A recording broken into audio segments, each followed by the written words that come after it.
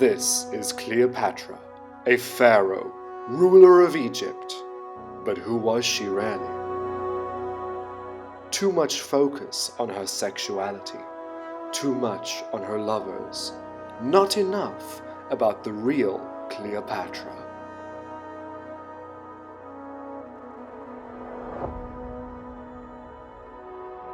Coming to Berlin in Germany, we can come face to face with this mysterious woman. Here at the Altes Museum in Berlin, in Germany, they have some of the most amazing Greek art, and they have something that I've really been looking forward to see, a bust believed to be Cleopatra. There is so much myth around her. Cleopatra's story has changed and evolved over the years so much that we get lost when looking for the real facts surrounding her. What we're looking at here is a statue from a private villa in Rome, and this is a bust Believed to be Cleopatra, Cleopatra VII, the final pharaoh of Egypt. She is identified as Cleopatra because she was discovered next to a statue of Julius Caesar. She does resemble the images we have of Cleopatra on coin form.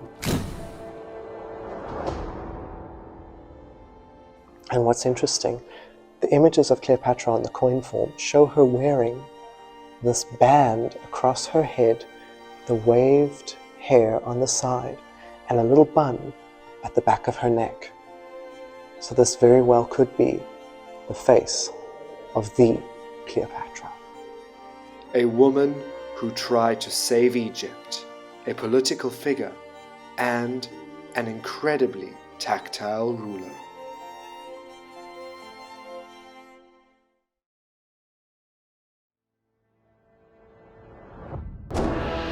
A figure whose name and legacy is burned into the minds of billions, coming from a tenacious Greek Macedonian family.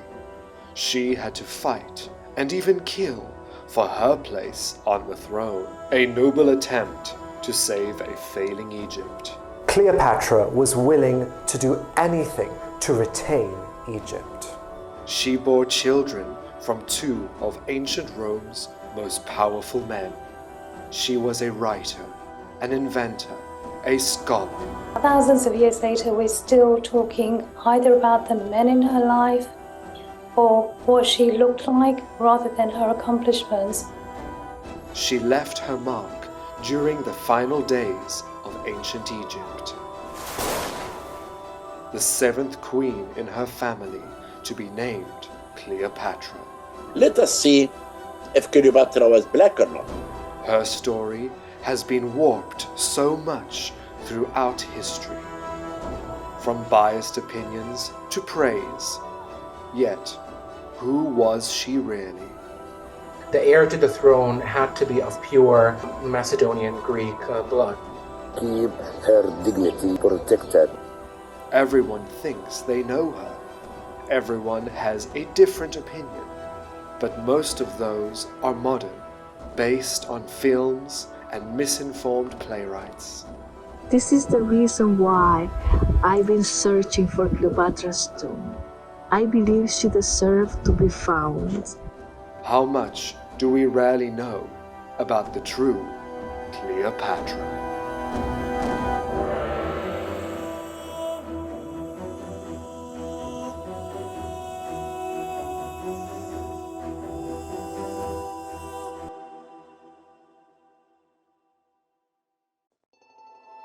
To learn about Cleopatra, we must go back a few hundred years to how her family actually arrived in Egypt.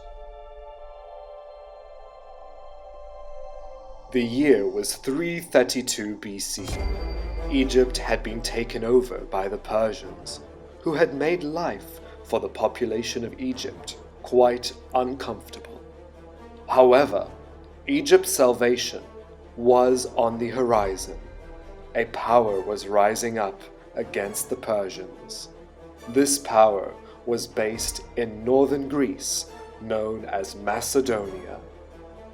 His name was Alexandros, or, as we know him, Alexander the Great. He wanted what the Persians had. He wanted to take over their expanding empire as it was making advances towards Macedonia. Alexander arrived in Egypt and chased Darius and the Persians out. Egypt and Greece had good relations for hundreds of years prior. Ramses II and Nefertari had good ties to Greece, though one Egyptian pharaoh in particular, named Amasis in Greek, or Ahmos II, who reigned around 550 BC, had made allies even more with regions of Greece, and even sent 1,000 talents of gold to help rebuild the Temple of Delphi after it was burned down. He also married a Greek princess, Landice. It is thought that it is these good relations between the two countries that was the reason why the Egyptians welcomed the Macedonian Greek Alexander into Egypt with open arms, uncontested. He was then crowned pharaoh and named as the son of the god Amun. However, some suggest that a mythical tale imagined in around 150 BC tells us that the last Egyptian-born pharaoh, Nectanebo, had not fled south from the Persian invaders, but rather north into Greece, where he disguised himself as the god Amun and impregnated the mother of Alexander, thus conceiving Alexander the Great. This story is merely a myth and holds no historic merit, though some say that it was because of this tale that the Egyptians welcomed Alexander. Alexander adopted Egyptian custom, representing himself as a pharaoh, a title that he was most proud of. Alexander only stayed in Egypt a few months, founding the new capital city named Alexandria on the Egyptian Mediterranean, and building several small additions to existing Egyptian temples. He left Egypt, went to Persia, and beyond. When Alexander returned to Babylon in 323 BC, he mysteriously fell ill, and shortly died after entering the city. With his recognized son not yet born, the rulership of Alexander's empire was split up between his courtiers.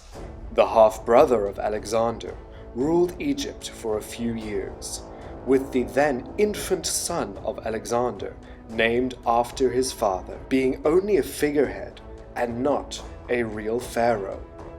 Alexander IV was killed at age 13, and shortly after, another illegitimate son of Alexander the Great was also written out of the story. Other Macedonians made attempts to conquer Egypt, but it was Ptolemy I who was crowned as pharaoh from Cyprus. Ptolemy I, he was Macedonian Greek, but after him it starts getting messy and confusing. And this is because brothers were marrying sisters, uncles were marrying nieces, and fathers were marrying their stepdaughters, and in between these marriage unions they were also killing each other. Ptolemy I was an army general of Alexander and his personal bodyguard, and showed great support for the followers of Alexander who defended Egypt, and some vague historical accounts mention Ptolemy was a cousin or even a half-brother of Alexander. Thus, Ptolemy became pharaoh of Egypt and founded the Ptolemaic Dynasty, the family that gave us Cleopatra the Seventh.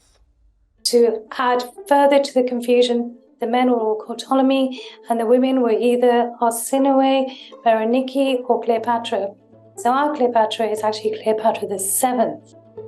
Many years later, after the start of the Ptolemaic Dynasty, their final pharaoh was about to emerge. Cleopatra's family tree is very complicated. In fact, to say it's complicated is an understatement. It's like navigating your way through a complex maze full of twists and turns and dead ends, and when you finally make it to the end, you're more confused and wonder how you got there. The year was 69 BC.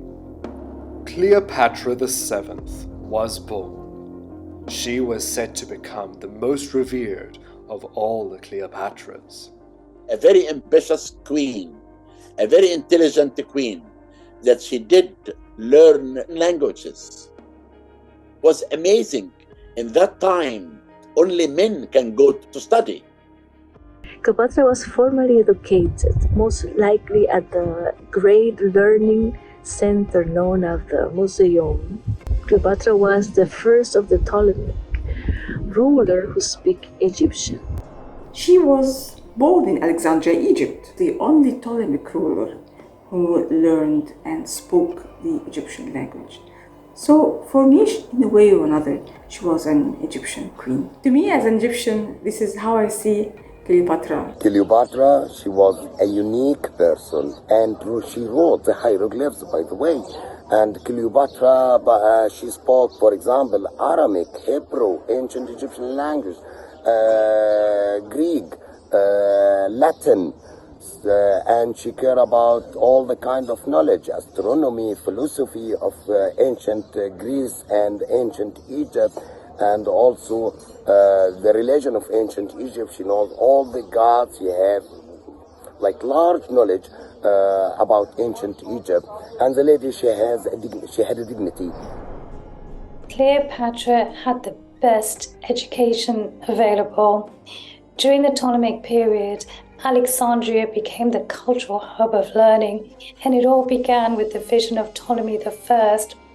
He wanted to amass education and knowledge from all over the world and have it in one place, and I think he got pretty close to achieving this. Alexandria attracted scholars from all over the world, some of the greatest minds ever. And during its peak, the Alexandrian library amassed about 500,000 books. Every time a ship would come to the Alexandrian harbor, if there were any books on board, they would take these books, get them copied, and then return them back to the owner. Egypt, apart from grain, also controlled the paper trade, so they became the greatest exporters of books. There was a whole institutional complex where they could gather, and some of the greatest minds would share their ideas. The Ptolemies wanted to make sure that they stayed there, so they gave them great living standards. So this is the social, educational environment in which Cleopatra grew up, and she thrived in this environment and excelled. And I think she was a bit of a child prodigy, and her father, Ptolemy XII, saw something special in her from a very young age, and he therefore trained her to become the next pharaoh. He trained her to become fantastic at public speaking, and she managed to learn 9 languages. That's remarkable. And Plutarch tells us that she flowed from one language to another with ease, and she spoke them beautifully, which makes me think that she learned these languages from a very young age. And not only did she excel in languages, she would have learned literature, astronomy, mathematics, and it looks like she had an interest in medicine as well, because there are some medical treatises which are assigned to her in dermatology.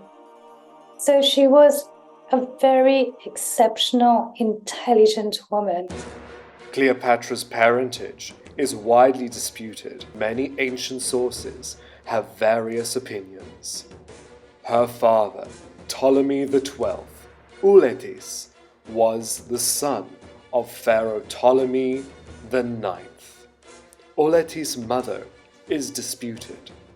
Cleopatra Selene is suggested, as it is known that she bore 2 children. His second wife, Cleopatra IV, is a candidate, but it is not certain.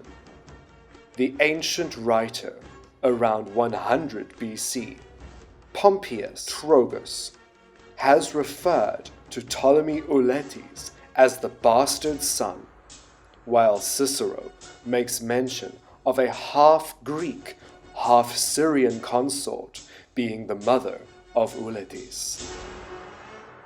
This would make sense, as Uletes spent most of his life in and around Syria. He wasn't that popular with the Romans. They didn't really, they held a lot of abuse his way. One of the insults that the Romans particularly enjoyed was to call him the illegitimate. Now, I've toned it down, but they said this quite a lot. Cleopatra I was actually born in Syria. She was the daughter of the Seleucid king. Her mother was Greek and Persian, and she married Ptolemy V. Now, Ptolemy V's claim to fame is the Rosetta Stone, which, of course, is responsible for the decipherment of the ancient Egyptian language. So on this stone, he basically lists all his accomplishments, all the good deeds he did. He's basically letting us know that he was a great guy. And him and Cleopatra I have a daughter, and this is now Cleopatra II. But Cleopatra II goes a step further in that she marries both her brothers. So first she marries Ptolemy VI, and then when he dies, she marries Ptolemy VIII. She has children from both her husbands. One of her daughters is Cleopatra III. We on to the third now. Cleopatra III ends up marrying her uncle and stepfather, Ptolemy VIII. And by this stage, Ptolemy VIII is married to mother and daughter. It gets very confusing. And then Cleopatra III, she has a daughter who is Cleopatra IV. Cleopatra IV is killed off by one of her sisters. And then we've got Cleopatra V and VI, who are a little bit more obscure. The Ptolemaic dynasty never conceived out of their own bloodlines.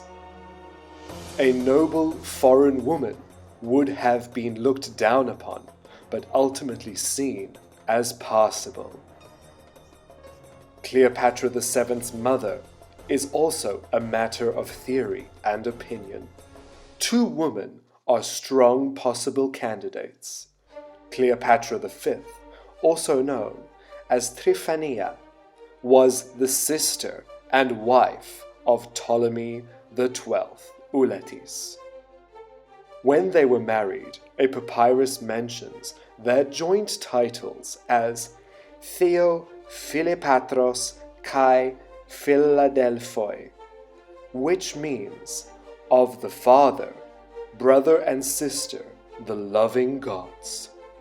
She is also mentioned at 2 temples in Egypt, at Philae and at Edfu Temple, where she is called the daughter of the sun, mistress of the 2 lands, and female ruler. It is highly probable that her mother is the same woman as her brother. Cleopatra V, her father was probably Ptolemy IX or Ptolemy X, but she's believed to have married Ptolemy XII, who is Cleopatra VII's father. Cleopatra V disappears from the records shortly after Cleopatra VII is born. So it could be that she died in childbirth, it could be that she was exiled, or perhaps she just didn't do anything that remarkable to be written about. In 305 AD, the philosopher Porphyry talks about Cleopatra V dying in 69 BC during childbirth. This would have been the birth of Cleopatra VII. He goes on to mention that a daughter sharing the same name went on as co-regent while the father of the great Cleopatra was exiled to Rome. Strabo's account contradicts this, saying that Cleopatra V was the one who co-ruled with her daughter Berenice, while Ptolemy was exiled to Rome. Other texts suggest Cleopatra as having a half-Greek, half-Egyptian mother, who was a priestess of Ptah. Others suggest her mother was a half-Greek, half-Syrian woman that her father had known. Neither of these two women can be confirmed to having ever existed. Do you think that it would have been okay for them to have concubines because they were so focused on keeping the bloodline within the family? The inbreeding was off the hook. I mean, Tutankhamun was also a victim of Completely inbreeding. Do you think they were allowed to have concubines? No, I'm not aware of it, and what I am aware of is that always the heir to the throne had to be of pure Macedonian Greek blood. Yeah. So even if they had concubines on the side, the children of these concubines probably got nowhere in life. If her mother was an Alexandrian priestess, I don't think Cleopatra would have had the access to the throne. The Syrian mother theory holds more bounds, since this is where Cleopatra fled to after conflicts with her brother. Yet the candidate of the wife of Ptolemy Auletes, known as Cleopatra V, is more likely considering the amount of inbreeding to keep the bloodlines pure. So if Cleopatra was illegitimate, the Romans would have been shouting this from the rooftops, because the Romans that are responsible for her history are Romans that either detested her or had their own biases or their own agenda. And there isn't a single writer that says she was illegitimate, which means that she must have been born to Ptolemy XII's wife. So the only wife that we really know of is Cleopatra V. If her mother had died in childbirth, then why should there be any mention of her? If her mother did oust her father and herself to Rome, why would there be any mention of her as a disgraced member of the family who turned on her own relations, as was a custom of the Ptolemaic rulers? Let us see if Cleopatra was black or not. The big question. You know what I'm going to say? First of all, I am not against the black at all. But I would like to give facts about Cleopatra. Because look at the Macedonian queens and Macedonian princesses. There is no one who was really black. At the same time, look at all the statues that was made for Cleopatra. At least I know about 2 statues for Cleopatra. And all the coins that I discovered inside with Kathleen Martinez, the temple of Taposiris Magna, it does not show at all that Cleopatra was black. And I want to come to a very important point. It is not good to change history. It is not good to make a false history. Again, I am not against the black at all. If Egypt history was black, I will say that. But let us see if anyone will come and look at the scenes that's shown on the temples of the New Kingdom and the Old Kingdom and the Middle Kingdom. You always see the king smiting the enemies of Egypt. And the enemies of Egypt were actually Asiatics, African, and Libyan. There you have 5 people in front of him. If you look at the face of the king and the face of the other enemies of Egypt, there is no one can say that the Egyptians were black at all. showed themselves as unique, as Yes. Egyptians. The Egyptians were unique and they were different. We know in Dynasty 25, we know that Kush and Nepta ruled Egypt. And we have the first king who came was Banchi and Taharka and others. Then the black kings came to rule Egypt in the late period. They did not have anything to do with this great civilization, such as building tombs and temples and pyramids. If you look at the Meroitic pyramids that built in Sudan, it's not like the great pyramids that built in Egypt. Then we have to know that the black civilization, its origin was in Sudan and Nubia. And I would like to mention here, there is some people who tried to show that the origin of Egyptian is black. For example, we have two people from Brazilian came to the Civilization Museum and they took a photograph of a skeleton that was found in a small village near Sohag in Upper Egypt. 33,000 years old skeleton, which I had the opportunity to CT scan as well. He walked in quarries, and we can tell that from the changes that his work caused on his elbows as well as in his knees and patella. These are of the oldest skeletons in Africa. These two Brazilians took photographs of the skeleton, and they went to Brazil and produced a false scenario that this skeleton was black. How can anyone on earth It's not scientific. find out if this skeleton can be black or white? Mhm. Also, when I was visiting Brazil, they do every year a parade.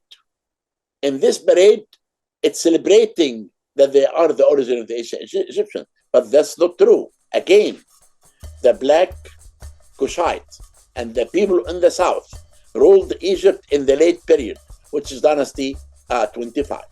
I remember when I went to give a talk in Philadelphia, and I did say what I'm saying now. Many blacks were very upset with me, and they had a march against me. Again, I am not saying at all, I'm not against the black at all, but most of my good friends are really black.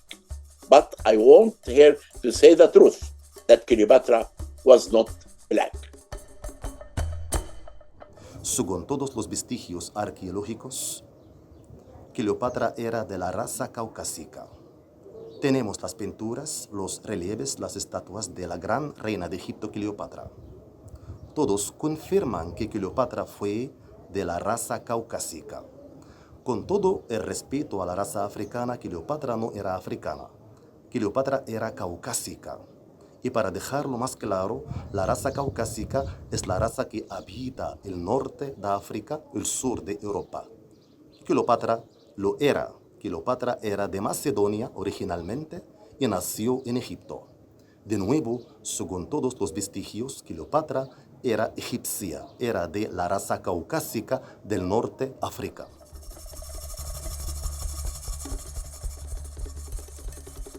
There is a debate over who her mother was. Her mother might have been an Egyptian priestess from Alexandria. Here is where the debate comes. Ancient Egyptian does not necessarily mean black. Ancient Egyptian society was a multiracial society, the same way it is today. We are a multiracial society. Excluding Egyptians that are not of the darker skin tone from their heritage is not okay. And Africa is a huge continent. Africa is not only black. I'm Egyptian. I'm quite dark, but I have cousins and family members that look like you. They have colored eyes and they're white and they're still Egyptian. If we look at the Fayum portraits, for instance, the Fayum portraits for a long time, they were thought to belong to Greek inhabitants of Egypt. But recently they did DNA tests on the mummies where these portraits were placed on, and they all turned out to be Egyptian. And Egyptians came in all shapes shades and in all colors, from very dark to very light. And Africa comes in all shades and all colors. Culturally appropriating a civilization or a culture to a certain specific skin color is not acceptable. But they're still African. I'm still African. You are still African, Curtis, because you're South African.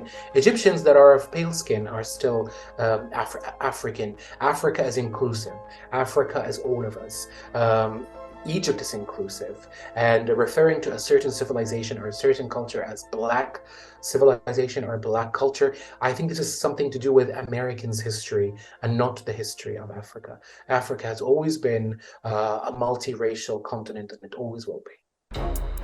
Uletis, who was living in Syria before being recalled back to Egypt and named as Pharaoh, then faced the threat of Roman invasion. He was good friends and allies with Rome, Julius Caesar, and Pompey. He made a trade deal to keep the Romans from invading, a deal that cost 1 entire year of revenue of the entire Egypt. Naturally, however, this caused the Egyptian people to suffer greatly financially.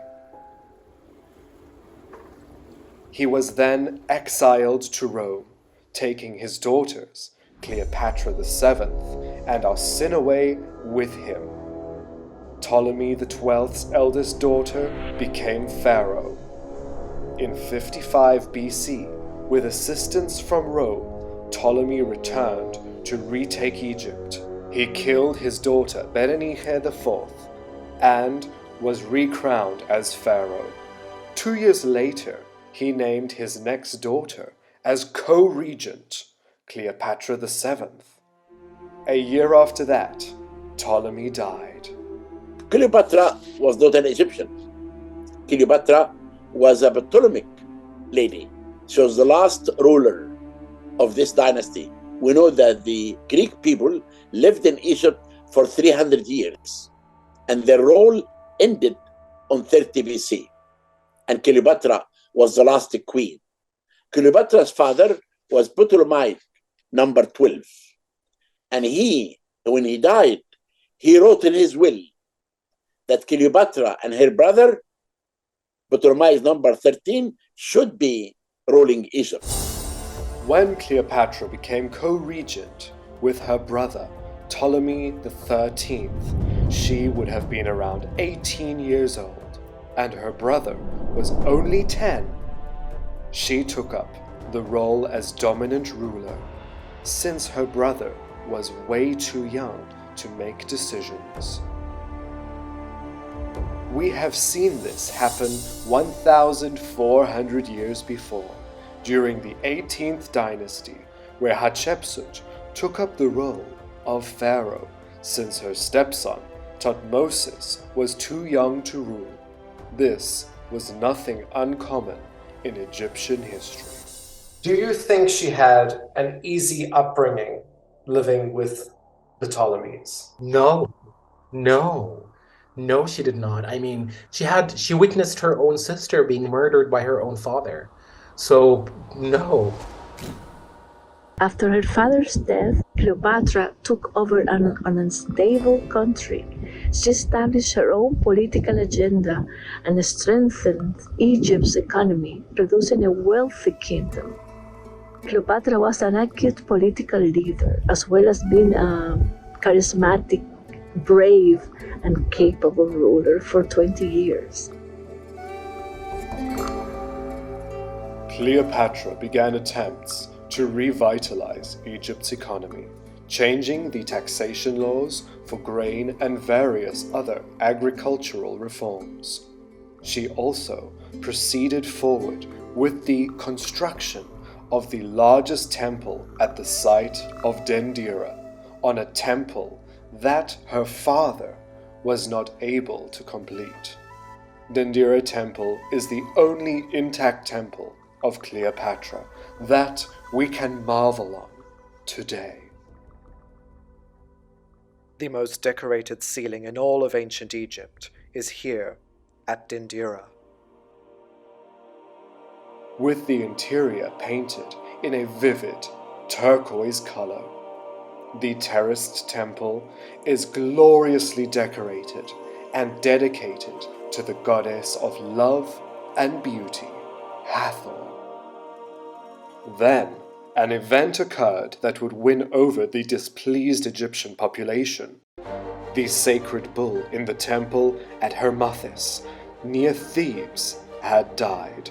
Cleopatra sailed down from Alexandria to Hermothis with a replacement bull. This event was commemorated on a stela where we see Cleopatra dressed as a male pharaoh, and she is seen giving offerings to the bull. Another stela was erected in Fayum by priests, showing Cleopatra dressed in male attire offering to the goddess Isis, a sign that the Egyptians were connecting Cleopatra to Isis more closely. It seems these types of happenings angered Cleopatra's brother and his advisors, and only after 1 year of co-rulership, Cleopatra is tumultuously chased out of Egypt and fled to Syria. Ptolemy XIII then became a full pharaoh at the age of 12. While living in Syria, Cleopatra garnered up many supporters, and 2 years later, with her new army, she returned to Egypt to attempt to take back the throne. The plan was flawed. However, the gods were in her favor. General Pompey had fled to Egypt. Julius Caesar followed. Pompey was killed, and Caesar was able to wager some sort of peace between Cleopatra and her brother Ptolemy XIII. Hidden in the desert for a year, she smuggled into the royal palace while rolled up in a carpet and was revealed to Julius Caesar, the renowned Roman politician and army general. Cleopatra consulted with Caesar on how she would get the throne of Egypt back. It was during this time that Cleopatra became entangled with Caesar. Their love affair bloomed while they lived together during the backlash from General Pompey's devoted followers, which Caesar eventually defeated from Alexandria. During their stay together, Cleopatra became pregnant. Cleopatra knew that if she became the lover of Julius Caesar and had a child with him, especially a son, this would offer Cleopatra a certain level of protection. So she was very clever in her way of doing these kinds of things, and she knew that Julius Caesar would be less likely to invade Egypt and, conquer Egypt from his love and his son. Yet, Cleopatra was not yet back on the throne. How would she accomplish this? Her sister, who has claimed herself as pharaoh alongside Ptolemy XIII, tried to besiege Caesar and Cleopatra. She did manage to regain some power and killed the army general, and instated herself as first in command of Egypt, an act that offended Caesar and Cleopatra.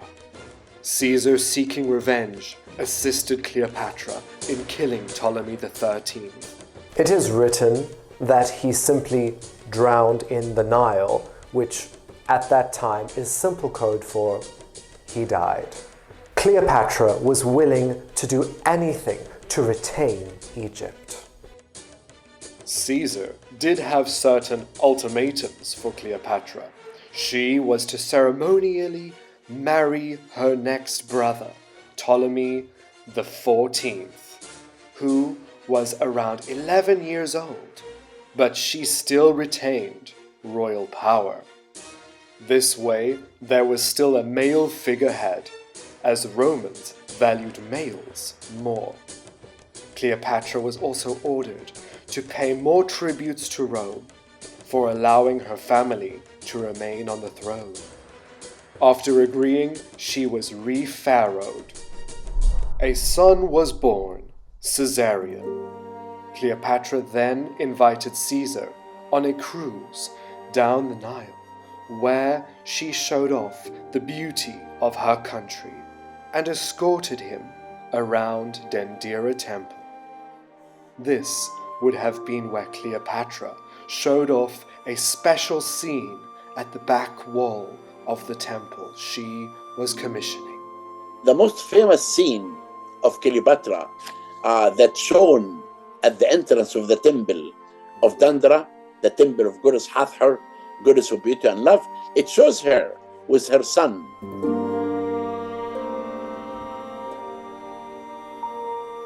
And here we have the main pharaoh of this temple, Cleopatra the Seventh, with in front of her is Caesar. Next to Caesar is their son, presented as the son of Hathor, since Cleopatra was Hathor Isis on earth. Ibi, the son of Hathor here, is in fact the son of Cleopatra and Caesar, Caesarion. On the opposite wall is Cleopatra shaking a sistrum with a man in front of her who is burning incense to the gods. This man is a representation of what she hoped Caesarion would grow up to be. This is one of the best images that we have of Cleopatra, one of the only remaining images. And above her is her name. On the left cartouche, actually, spells out the name of Cleopatra. C, L is the lion, E is the reed, O is the rope, Cleo, P is the box, Cleopa, A is the bird, and then we have hand, and that is actually the D sound, not the T sound. So we have Cleopatra. So we might actually be pronouncing her name incorrectly. It's not Cleopatra, because clearly written here in hieroglyphs, it is Cleopatra. In 46 BC, Julius Caesar had fully destroyed the followers of General Pompey. Caesar returned to Rome for a lavish celebration, where he had a parade of foreign enemies that he defeated. Cleopatra accompanied Caesar to Rome for this event. One enemy of Caesar in particular was paraded through Rome. Cleopatra's sister, Arsinoe, who had made moves against Cleopatra, was chained up and humiliated in the parade alongside a scaled replica of the Alexandria lighthouse, where Arsinoe and the army attacked Caesar and Cleopatra. Arsinoe was then exiled to modern-day Turkey. The year 44 BC would mark a major turning point in the life of Cleopatra.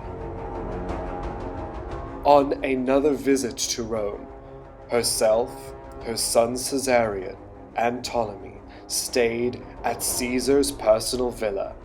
We know that she lived in Rome for almost 1 year with Caesar. The returning presence of Cleopatra with Caesar's son was not welcomed. When Cleopatra arrived in Rome, how do you think she was received in Rome? We know that there was some sort of a big parade happening at her arrival, and there is a letter from a bystander. He said that he'd never seen dotted camels in his life before, and by dotted camels he meant giraffes. So she had giraffes in her parade. So it must have been quite a circus, really. I don't think she was well received by the Senate. That's for sure, and I don't think she was well received by Julius Caesar's wife either. At the villa, Cleopatra meets the writer Cicero, who had nothing but bad things to say about the Egyptian female pharaoh. Cicero called Cleopatra arrogant. And this is where we first hear him name Cleopatra as Caesar's Egyptian whore. The ancient Roman writers really did not like Cleopatra that much. And it's understandable if we think about the times that she was living in. Rome valued men way more than women. So by calling Cleopatra the Egyptian whore, it is an insult to her.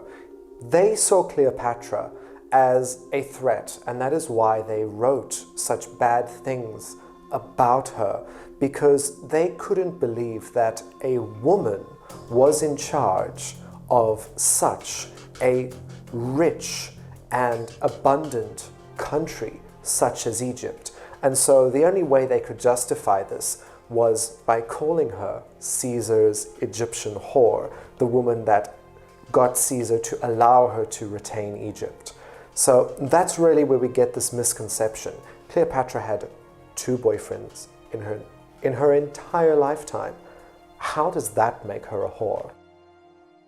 On this visit, Caesar goes as far as to erect a statue of Cleopatra in the Temple of Venus, portraying the queen connected to the Egyptian goddess Isis as Venus herself. Cleopatra is one of the most intriguing historical figures, but sadly her story is one that is written by men, and men that despised her or had their own biases that shaped their narrative of her. She was, after all, considered an enemy of Rome, and those writing about her lived in an empire that was founded on her defeat. So we're left with convoluted versions of who she actually was. It's interesting that her life is depicted to center on 2 very powerful men. But I'm more interested in the gaps where these 2 men are not in her life. Was her story there? Because she was so much more than these 2 men. If we read between the lines, we get glimpses of admiration for her intelligence, her magnetic personality and her charm. That's the part of her life that I'm more interested in. And it's also interesting that even in the modern era, the focus has shifted a lot back onto her looks. What did she look like? Was she beautiful? And in the age of social media and filtered images, what's considered beautiful, the bar's been set so high that it's become unachievable. So I find it really interesting that thousands of years later, we're still talking either about the men in her life or what she looked like rather than her accomplishments. So if we look at writers such as Dio, for example, who was writing in the 3rd century AD, he describes her as stunning in the prime of her youth. So he's ageist as well. And even when he's describing Antony's funeral, again, he's talking about what she looked like.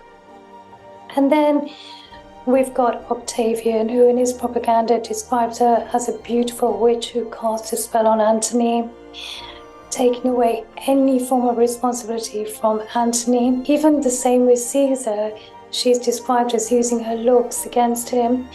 Whereas she was only 21, he was a man in his 50s, a known womanizer, lots of experience, very powerful. So it's interesting that all the blame shifts to her. I want to hear the other story of Cleopatra. I want to read between the lines and know more about her academia, the languages she spoke. I want to know more about that part of Cleopatra. It was on this fateful visit that Julius Caesar was assassinated on March 15, 44 BC. Cleopatra, who thought that her son Caesarion would be the successor to Julius, stayed in Rome under protection for 1 more month. The minute she discovered that Julius's cousin was named in his will as successor, Cleopatra, Caesarion, and Ptolemy XIV fled back to Alexandria in Egypt. Not to be outwitted, Cleopatra, shortly after returning home, knew that her then teenaged brother would try to take full control of Egypt and herself, as was the custom of this complicated family. She poisoned her brother with aconitum, or, as we know it, wolfsbane. Cleopatra, being astute in alchemy and medicines, would have known that lacing food or drink with the root of wolfsbane would have caused her brother a fast death. Cleopatra and her physician had experimented on criminals with poisons. So she knew that the wolfsbane would make her brother's tongue swell, his throat close, and paralyze him. He would not be able to call out for help, and there would be no trace of bodily harm. Upon her brother's death, she declared herself and her infant son, Caesarion, as co-rulers over all Egypt. During this time, Cleopatra began to take on the role as reincarnated Isis even more seriously. She had the giant image of Isis carved onto the main pylon at Philae Temple. But in actual fact, the woman standing behind Horus, shown with a fuller face, fuller body, is actually Cleopatra the Seventh. In accordance with Egyptian mythology, Cleopatra was born of goddess. She was believed to be the human incarnation of Isis, the most powerful female deity of ancient Egypt. The goddess Isis was worshipped by the Greeks and by the Romans as well. Her cult spread throughout the Mediterranean. And here we have the Isis goddess shown as a Greek woman with an Egyptian headdress. The heir of Julius Caesar was a young, unwell boy, Octavian, and thus another Roman was set in charge of the provinces of Rome. He was Mark Antony. Very soon after Cleopatra's return to Alexandria, Octavian had asked Cleopatra to send aid for his war against the assassins of Caesar. Cleopatra, in turn, not wanting to cause issue with Rome, accompanied a fleet of her ships and soldiers to Greece, but arrived too late to assist in the fighting. I really believe that Cleopatra tried to have Octavius on her side. By 42 BC, Mark Antony defeated the troops of Caesar's assassins. Octavian was in control of the Western Empire, Mark Antony, his nemesis, in control of the East. Mark Antony summoned her to come to Turkey so that they could discuss the future of Egypt within Rome. He also wanted to confront her about her assistance towards Octavian. This notion of Octavian would have frightened the queen immensely. Cleopatra delayed her leaving to Turkey as she had a tactic. She wanted to increase the anticipation of Mark Antony. Eventually, she set sail for Turkey. Cleopatra arrived on her mythical barge and was dressed in full Egyptian goddess regalia. Her plan to impress Mark Antony had worked. She had him in her hand. By having Mark on her side, he changed her status from a protected province to an independent monarchy. Abandoning his own wife in Rome and totally besotted with Cleopatra, Mark Antony goes back to Alexandria with his new love. It is there in Alexandria that Cleopatra goes above and beyond to keep Mark Antony impressed. She threw lavish feasts and debaucherous parties, some that went on for days. At these events, Cleopatra would appease the patron god of Mark Antony, Dionysus. In 40 BC, Cleopatra gave birth to twins. She named these children of Mark Antony as Alexander Helios, their son, and Cleopatra Selene, their daughter. Soon after, Mark was summoned back to Rome to make new ties with Octavian. He was to marry Octavian's sister, remaining in Rome for 3 more years. Conflicts between Octavian and Mark Antony rose to a pinnacle. Mark Antony left Rome and returned back to Cleopatra. He asked Cleopatra to fund his campaigns against Octavian and the East. Surely not impressed with the return of the father of her children, who had gotten married while away in Rome, Cleopatra agreed. However, she did have terms. She wanted to make sure that Syria and Lebanon were given back to Egypt. She also wanted the assurance that her disgraced and exiled sister, Arsinoe, would be executed. The war against Octavian was retracted.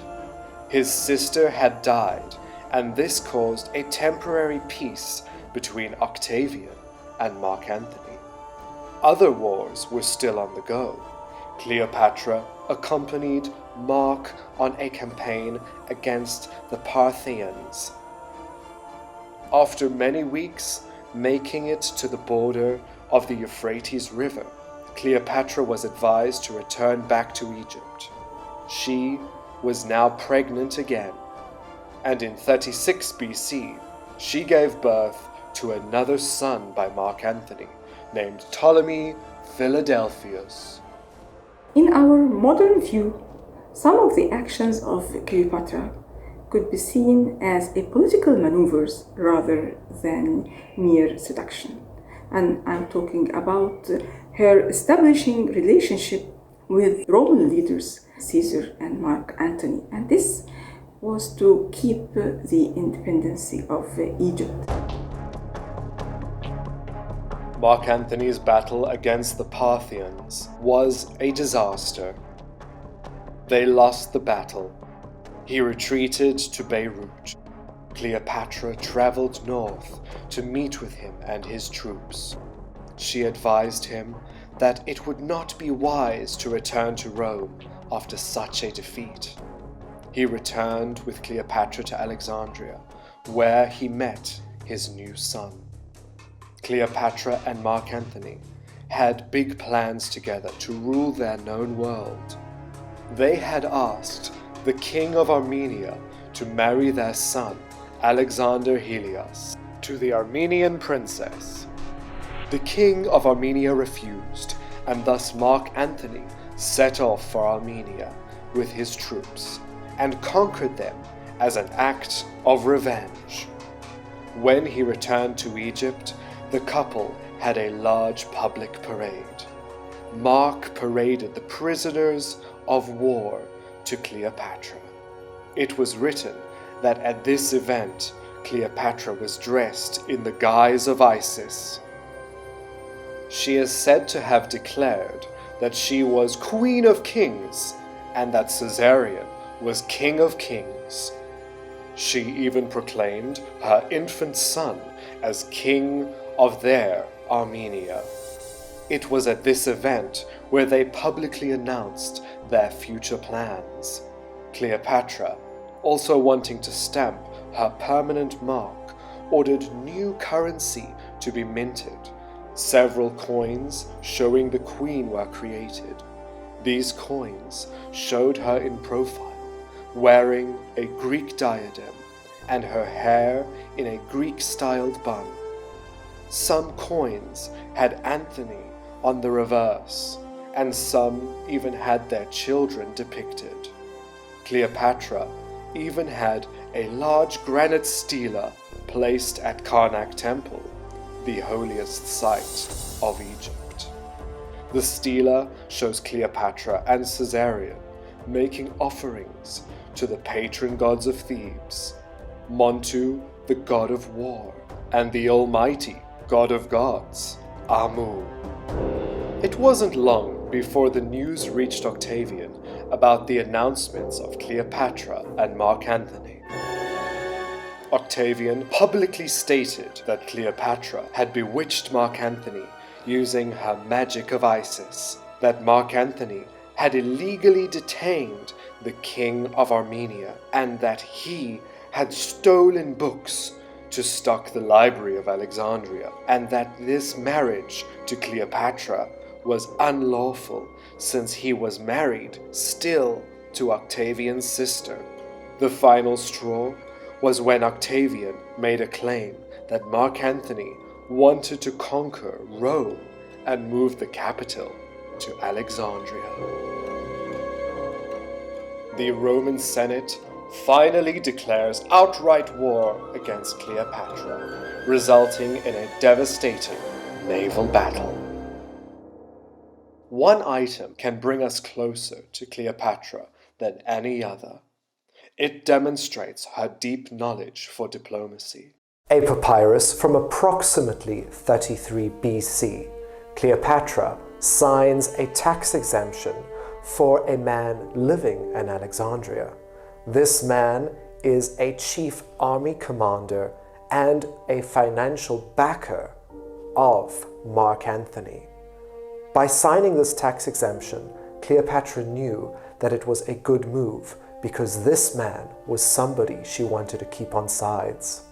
Cleopatra approves the tax exemption and signs it in her own handwriting, stating, "Let it be done."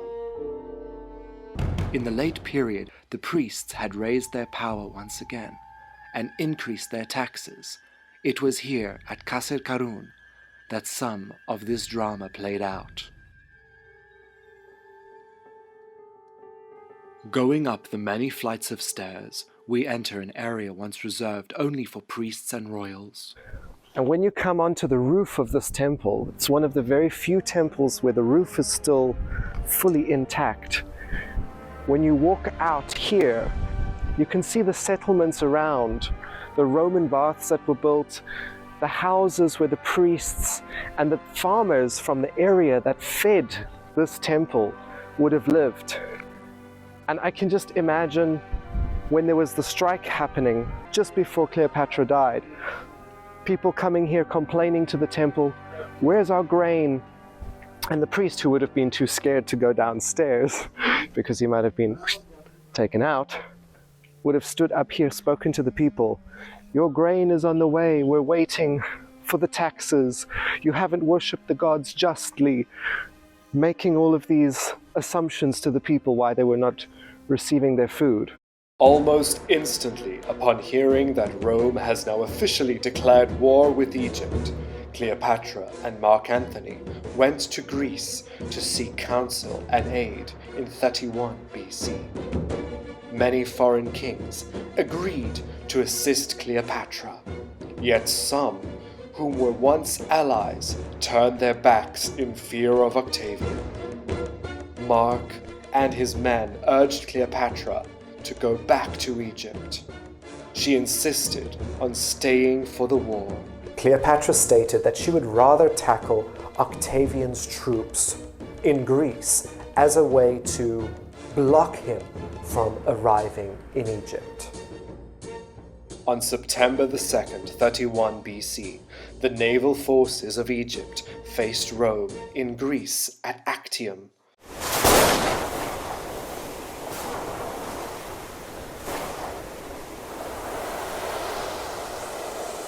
Cleopatra and Mark Antony led 60 ships towards those of Octavian. However, the battle was unsuccessful for Cleopatra. During the battle, many Egyptian and the allied ships were destroyed. Cleopatra and Mark Antony fled the scene while the battle was still taking place. This caused many of the allied ships to surrender. The battle had caused much embarrassment on the part of Mark Antony. He reportedly did not speak to Cleopatra for the next 3 days on their fleeing voyage. They arrived back in Egypt not at Alexandria, but at a bay just out of the region. Antony boarded a ship and went to Cyrene in Greece, while Cleopatra returned to Alexandria. Cleopatra was now trying to make plans to save Egypt, but many allies that she had reached out to turned away from her and sided with Octavian after learning of the Battle of Actium. Cleopatra is suggested to have begun plans to retire to a foreign land and install her son, Caesarion, as full pharaoh. She did in fact have a stela erected of her son Caesarion, showing him dressed as a full Egyptian before he was even crowned. This was in about January 30 BC. The stela shows Caesarion making offerings to Atum, the creator god, the crocodile god Sobek, the fertility god Min, and of course, Isis. The cartouches are empty, showing that Caesarion had not yet been crowned as pharaoh, yet the text below mentions Cleopatra and her son, and this was placed at the center of religion in Egypt at Karnak Temple. Cleopatra made attempts to plead with Octavian. She wrote to him and asked that Mark Antony be exiled from Rome to Egypt and that her children remain in control of Egypt in exchange of yearly payments to Rome. In her letter, she said that if her requests were not met, that she would burn herself and the promised treasures in her tomb. After months of negotiating that led nowhere, Octavian set out to invade Egypt. He attacked Mark Antony and his troops in Cyrene. Defeating them, Mark Antony made a hastened journey back to Egypt. In 30 BC, in August, Octavian and his army attacked Alexandria. Mark Antony defended the city, resulting in Octavian's men withdrawing for a few hours. It was then that Mark Antony received news that Cleopatra was dead. Devastated and not seeing a way out of this mess without Cleopatra, he stabbed himself in the stomach to commit suicide. However, this news of Cleopatra being dead was not true. It was a ploy. According to the accounts of Plutarch, Mark Antony's men were able to stabilize him and take him to Cleopatra. At her tomb, he was able to speak to her, stating that she can trust Proculius. Mark Antony then died, aged 53. Others suggest he was already dead when taken to Cleopatra. The queen, who was about to set light to the tomb, was interrupted by Proculius, who demanded to take her to the palace to meet with Octavian. She pleaded to bury Mark Antony. He allowed her to wrap him as a mummy and laid him to rest inside her own tomb. Cleopatra was presented before Octavian, who had seized her 3 young children. The Roman historian Livy states that Octavian had agreed not to kill Cleopatra, but made no promise of not being taken to Rome. He quotes Cleopatra as shouting out, "I will not be led in a Roman triumph." Cleopatra had seen her sister humiliated in the Roman parade, and she had no intention of becoming that.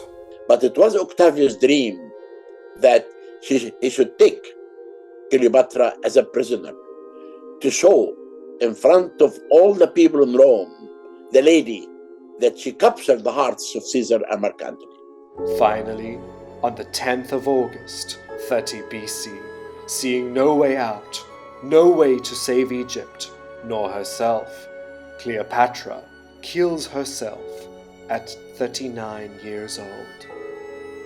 The death of Cleopatra is controversial. Many say she killed herself in her tomb. Many say she killed herself while imprisoned in the palace.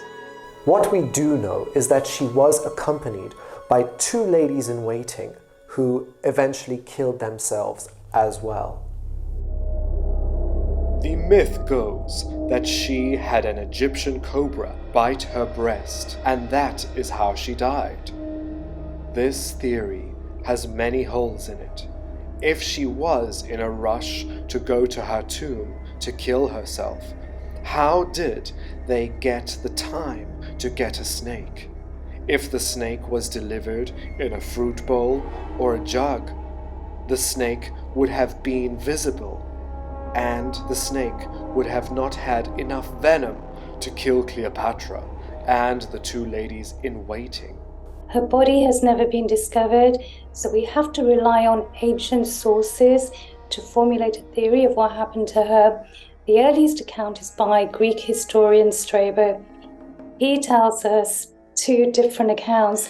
He tells us either she died of snake venom or a poisonous ointment. Then we have Greek physician Galen. He tells us that she bit her arm and then poured venom over it. And then we have Dio, who's writing a substantial length after she died. He tells us that she had 2 slight prick marks on her arms, thereby implicating a snake. But the most famous account by far is that by Plutarch. Now, I think the reason why his account is so famous because he says that his source is Cleopatra's physician Olympus. But it's difficult to know which part is by Olympus and where it becomes Plutarch's imagination. We don't actually have any writings by Olympus to go on, so we have to take his word for it. But what he tells us is that a peasant woman carried the snake in a basket full of figs, and the snake was concealed under some leaves. And then Cleopatra took the snake, put it on her arm, and let it bite her. And this is what killed her and her handmaidens as well. It's very tricky with his explanation because the actual cobra in question is way too large to conceal in a basket of figs. And also the other problem with this theory is that snakes don't always like to release their venom. Most of their bites are dry bites, so there's only about 10% chance of having a venomous bite. His theory just begins to crumble when you look at it in a little bit more detail. It's also interesting that he doesn't discuss the marks or any sort of, he tells us that she looked flawless. Some Egyptologists say that Cleopatra killing herself with a snake, allowing it to bite her, was seen as a noble death.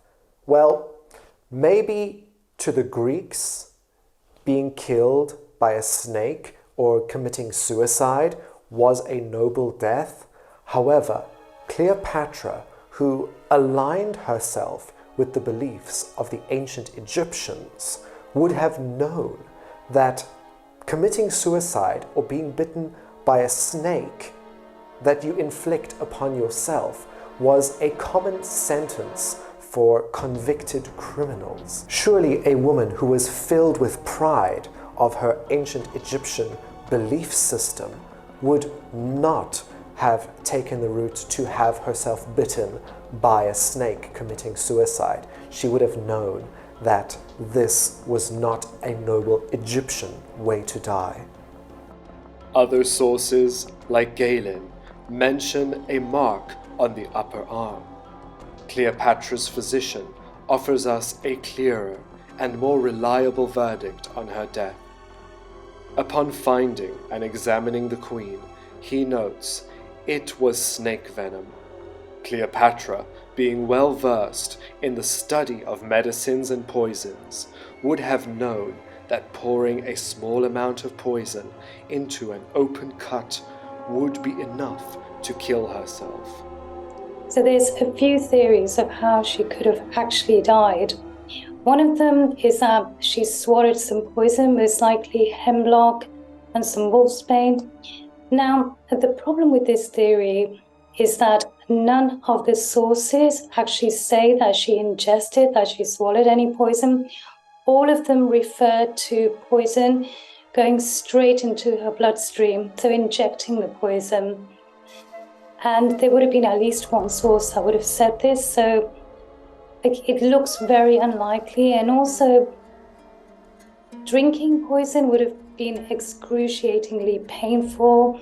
Hemlock can cause awful convulsions as well. So would she want to inflict that kind of pain on herself? The other thing we have to remember is that Plutarch tells us that Cleopatra experimented with poisons because she wanted to find the one that inflicts the least pain. She's accused of carrying out these experiments on condemned prisoners. I think she cut herself and probably poured snake venom onto the wound, and this would have killed her with relatively quick speed and through respiratory failure. So this is probably the most plausible explanation, because extracted snake venom stays lethal for quite a considerable length of time. When she hears the Roman will offend her in front of her nation in Alexandria, she committed suicide by cobra rather than to be offended in front of her nation. So who can take this decision? Only a strong personality who can do this decision to commit suicide to keep her dignity protected.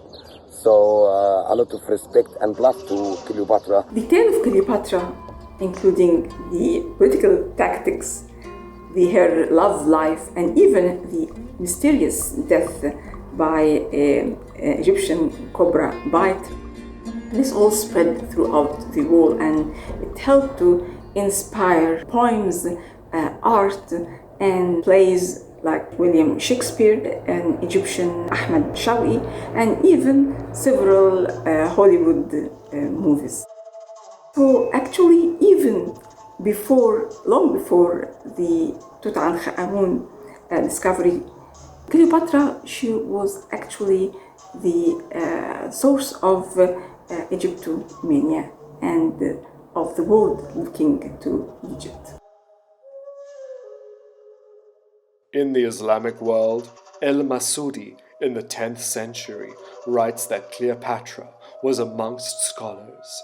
Arab sources reveal that her knowledge of philosophy, law, history, culture, the arts, alchemy, medicine, and religion were vast.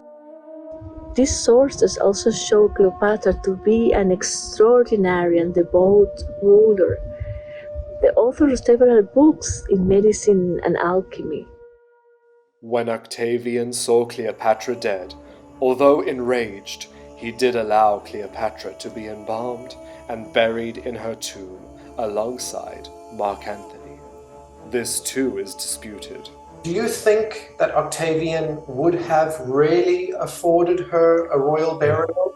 I doubt it, because we know that Octavian, or Augustus as he will later on be referred to, cleared all of Cleopatra's treasures and took them back with him to Rome. So even if he did bury her, it would have not been a royal burial. He was not going to let her get buried with tons and tons of gold. We know it is recorded that he left Alexandria with all of her treasures and all of her money. I was involved in the search of the tomb of Cleopatra for about 12 years. I did join Catherine Martinez, and we worked together inside a temple called Taposiris Magna. That temple is located west of Alexandria, and Catherine thought that Cleopatra and Mark Antony could be buried there. We started our excavation. We discovered many statues of Ptolemaic and also coins of Cleopatra and faces of Cleopatra. And the most important face that we found, it's a beautiful alabaster face, showing Cleopatra as a very white woman. We also worked outside the temple of Taposiris Magna, and we discovered a big, large cemetery. I really do not believe that Cleopatra was actually buried in this temple, but maybe she used this temple, because this temple in Taposiris Magna was built for the goddess Isis. and maybe Cleopatra connected herself with Isis, then maybe she could be visiting the temple. And this is why we have statues of many other Ptolemaic kings, and also for Cleopatra. And even we have evidence that this temple was built by Ptolemy's number 5. One of the most intriguing queens and celebrities figures. This is the reason why I've been searching for Cleopatra's tomb. I believe she deserved to be found. I came out with a theory that Queen Cleopatra could be buried in a location 45 kilometers west of Alexandria, Taposiris Magna. I believe it could represent an important meaning for Queen Cleopatra, since she portrayed herself as goddess Isis, and Mark Antony used to dress as the representation of Osiris. And I believe, even though the location has never been even considered before, important objects has been discovered so far that link the temple to Queen Cleopatra. And I believe if there's any place that reunite all the conditions to be the final resting place of Queen Cleopatra, it will be Taposiris Magna. We have a palace for Cleopatra, and this palace is located under the water now. And we know from historical facts that Cleopatra built a tomb for herself next door to this palace. Then maybe Cleopatra was buried inside this tomb. When I did my famous TV series, Chasing Mummies, I did go and I began to take some pillars from the palace of Cleopatra. Then we know that Cleopatra built a palace there. Cleopatra did manage to send her son Caesarion away down south to Nubia en route to Ethiopia. While traveling, his mother died. Then Caesarion legally became pharaoh, but only for around 18 days before he was captured by Octavian's men and executed on the Romans' orders. Cleopatra's 3 remaining children were eventually taken to Rome. They were paraded as prisoners. Her 2 sons would disappear, and her daughter was married off to an ally of Rome in Mauritania. She was queen of that land for quite some time, and requested many of her mother's scribes and scholars be sent to her. She had a son named Ptolemy, who went on to rule Mauritania for a short time before being executed by Caligula in 40 AD, and thus completely ending the Ptolemaic bloodline. Cleopatra's legacy lives on today, but let's try and look past the myth and focus on who she really was: a woman, a sister, a mother, a fighter, a queen, a pharaoh.